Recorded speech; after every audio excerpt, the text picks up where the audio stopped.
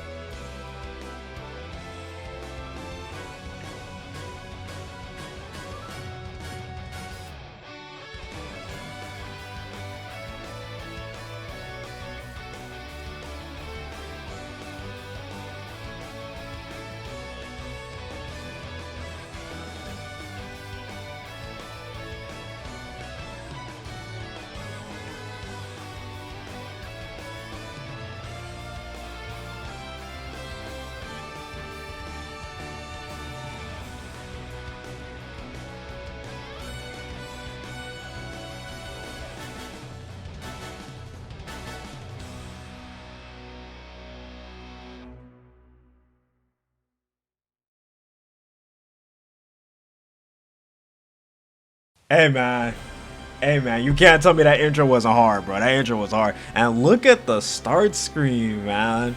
Look at the color and everything. I have a mod on it which makes the shadows darker, but yo, I'm feeling nostalgic, and I didn't even have a lot of time on this game, but I'm feeling really nostalgic. Hey, I know the internet trying to make nostalgia a bad thing, but nostalgia is a good thing. It just speaks volumes to how good the thing you were viewing was. I think too much nostalgia can be a bad thing though, because nostalgia is the killer of creativity if overdone. But that's not, that doesn't apply to Granblue, man. Let's get into this. Let's start playing. Yo, the main menu, bro. This is a trip down memory lane. Man, and I played this game probably like a couple months before Rising like was announced. Not before it came out, but before it was announced, and I'm still feeling mad nostalgic. Like, bro, this is beautiful. Man, I do miss this game, and I'll talk about that later, but I do miss this game. And yo, bro, this is beautiful. I actually miss the way that like the old main menu used to look like. I think Rising's is better, of course. Like the main menu that Rising has is better, but this is still like, this is nostalgic, bro. Oh my gosh.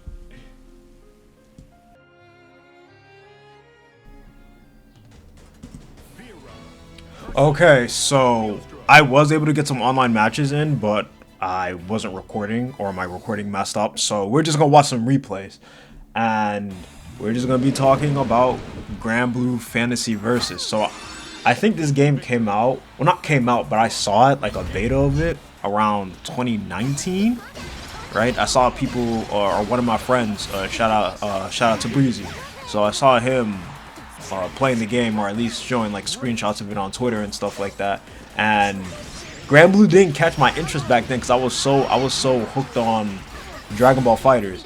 Like my main fighting games were, of course, the Naruto Clash of Ninja series, the Dragon Ball, the OG Budokai series, and Tekken and BlazBlue. Those are like my main four, right? And with Dragon Ball Fighters being at like an all-time high for me at the time, I kind of ignored Granblue, even though I looked at it, I was like, this looks cool. Then around 2020 COVID time, where I'm playing other fighting games, I get into Under Night because of BB Tag. I get into Under Night, I get into Persona Arena and just the Persona franchise in general. And I kind of want to get into this game, but it's too expensive. Because I was like, I'm not paying 60 for this game. Because like the game never had a sale, at least. Because I was playing on PlayStation mostly at the time. And the game never had a sale, right? And then when I switched to PC, I was fully PC. I saw around like what, 2020, 2023?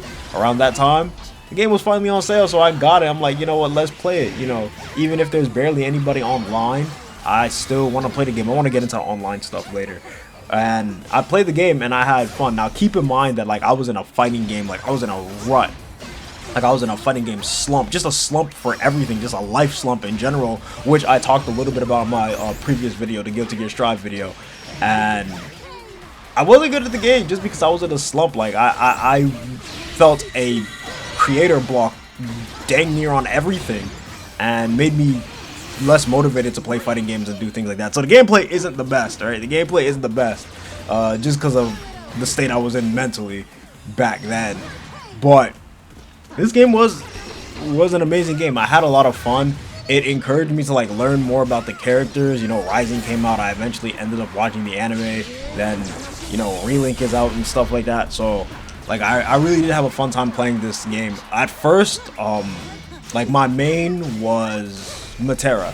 The reason I picked Matera is because I wanted to learn a zoner at the time, and my friend was like, oh, just play Matera. So I was like, I played Matera for a little bit, right? And she was fun. She was pretty fun. It was like, I've never played as a zoner in a fighting game. Matera is, technically speaking, she's my first zoner because I usually always go for like the heavy rushdown characters. So Matera was like my first zoner and things of that nature. I really do wish that I played this game earlier, cause it's a lot of fun, but I was just stuck on Dragon Ball FighterZ like 2019, and I didn't start exploring other fighters until 2020, other than lesser known fighters like this. I lost a lot of games, but I also won a lot because, you know, when you hop on a fighting game too late, the main people that stay are people who've been playing from day one. So I kind of got beat a lot, but I did have fun. And hold up. You see these little versus intros right here? These are so much better in this game than they are in Rising. They have just a lot more life into them. Man, I miss it. I think Rising needs something like that, bro. Rising needs to change it up a little bit. That's that versus screen.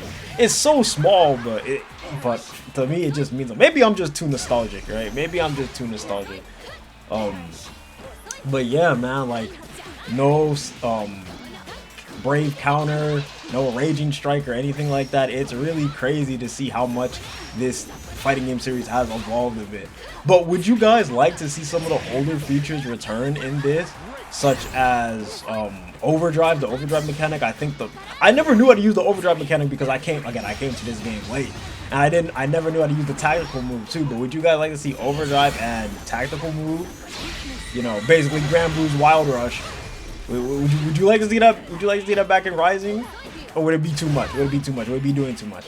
Because I really do wonder what the new mechanics they're going to be adding to the new version of Rising. Because they said there's going to be some new gameplay mechanics. And, you know, I took an L there, but it's all good. I don't even know what overdrive does in this game. That's how late I've played this game and how little I've played it. Because I played it, and then a couple months later, Rising was announced. And I was like, you know what, I just wait for Rising. Right, and I played the Rising betas too and stuff like that. I think I still have the live stream up. It might be privated, but I'll make all my live streams public again eventually. I've just never got into it. But yeah, I don't know what the overdrive mechanic does. Does it just like increase your attack power or something like that? Because I've never used it. I never knew how to use it. Let me say that, because I played late, bro. I just knew like the basics of the basics, and that was about it. Right, like overdrive, I don't know what it does other than like increase your attack power. I think it gives you an obvious attack buff. But yeah, would you guys like to see overdrive come back, or tactical move, or something similar to that come back to Rising with all the crazy stuff that Rising has? Would it make the game even more like would it make it too much? Would it be like too much? Or do you believe that they should focus on like nerfing some of the stuff like brave counter, 6-6L, things of that nature, which I will have a video talking more about that stuff. I just gotta figure out how I want to structure it, and you know, I gotta do a little bit more research before I upload that video. But yeah, there's definitely gonna be a lot more Granblue content on this channel. I think I should still play this game more though. I know like a lot of people aren't playing it, but I feel like that's kind of like my problem with fighting games is, oh, I'm waiting for people to play, right, instead of just playing. Right, for games like this, it's like, oh, it's gotta have like online, it's gotta have an active online and things of that nature. And having an active online is good, but I remember like back in the day, and even today with games like Budokai 3 and stuff like that, which I do play on this channel, bro, I have fun just playing the CPU. And really, like, playing the CPU a lot it's part of what helped me get good at fighting games, right? That's part of what helped me get good at fighting games was, you know, I didn't have like a friend around, and like my friends weren't into fighting games, they were into the sports games and things of that nature, and I would just play the CPU, and then that would help me with playing people online. And then of course I would learn from the online people who were better than me.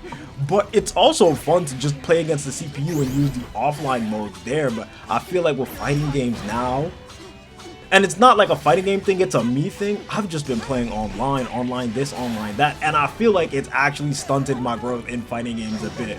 Right, I feel like I got better quicker just labbing against the CPU, learning each and every single character.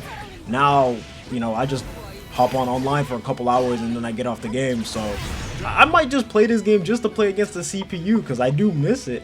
And I might just start playing against the CPU a bit more and start doing some more of the offline stuff versus just playing online, because that helps me get better for the online matches too. And then, like, you know, stuff that you can't figure out from playing the CPU, stuff that you'll only be able to figure out from playing other people, will also help elevate you as well. But I feel like I don't play the game's offline content more, and it's like I've been just playing games based off of, not all the time, but sometimes I've just been playing games based off of what's good for the channel or how many people are on a certain game and stuff like that, and I just should be playing the game because I like it, whether people are playing it or not. If people aren't playing it, play the offline content, look for a Discord, something like that. If I really like it, and if I'm not willing to do that, then hey, maybe I don't like the game as much as I'm saying, you know what I mean? So I might just start doing that with a lot of like these older fighting games that, like, I guess people aren't really playing as much anymore, and just start playing them again for the love of the game, instead of just playing simply because like other people are playing and stuff like that. And again, listen, if a lot more people did that, they would start, you know, these games would be more active, right? Like, I know somebody said like there was a fighting game that they'd like to play. I think it was DNF Duel, right? I saw a tweet like they said, I would like to play DNF Duel more, but nobody's on the game. And it's like, if you just played, and if everybody who had that mentality just played the game, instead of being like, oh, worrying about other people, just playing the game, then there would be a lot of people on the game. But you guys are like so busy waiting for, and sometimes I'm guilty of this too, right? Just waiting for other people to hop on the game instead of just playing. Like, do you really, that's what I'm saying, like, a lot of people don't like this stuff, and it's not just fighting games, it's things in general. It can go for like TV shows and stuff like that, right? A lot of you guys don't like this stuff that, like, as much as you say you do, because you wait for other people to get on it before you get on it, instead of just getting on it, right? And I know there's actually been a study shown that a lot of people spend more time watching people talk about video games than actually playing games themselves. So, you know, a lot of y'all don't be playing these games, man. As much as you say you do, a lot of y'all don't be playing these games. I know sometimes I do wait for people to like hop on the game, and like I play a game that's a bit more active, but at the very least I do get on the game. Like, I will get on the game. I'm not going to be watching a lot of videos of people talking about the game unless they're teaching me something about the game, unless it's like a combo tutorial or something like that, or like the person just really good at the game, because I do like watching people who are good at the game. But I'm gonna get on the game, you know what I mean? I'm somebody that's gonna get on the game. But yeah, man, this game was the game that just introduced me to Granblue and its amazing cast of characters. I beat this game story mode too, right? I didn't just hop online, I played the story too. But yo, this game made me just fall in love with the characters and everything about this game, man. Like, overall, I just gotta say, I gotta say thank you, right? I gotta say shout out to Cygames, shout out to ArcSys for introducing me to an amazing series, to be for real. Like, without this game, I would have never got into Rising, I would have never got into Relink, I would have never watched the anime and things of that nature, right? It's just an amazing cast of characters. Also, I switched from Matera to Vera because Vera just spoke to me. I'm not gonna lie, Vera spoke to me, and it's her install. Like, I really like the fact that she had an install that slightly changed the way how she played, and because of that, it was a character that I liked. But why don't I play Vera in Rising? Because I played a lot of her in this game, and I was like, you know what, in Rising, let's go for somebody different. But now, it's getting to the point in Rising where I'm just gonna play as everybody. You know what I mean? Like, I'm just gonna get on the game and learn a little bit of everybody and know how to play as everybody, at least at a decent level or an above average level, you know what I mean? The ultimate attacks in this game too, and in Rising as well, because the secret game, the ultimate attacks are amazing. Like, this game and DNF Duel probably have some of my favorite ultimate attacks within fighting games. And we're about to end this person here. Hold up. Boom, there we go. But that's gonna be the end of this video, man. Thank you, Granblue Fantasy Versus Rising, for being an amazing game and getting me into an amazing series, man. I hope y'all enjoyed this video. Like, comment, subscribe.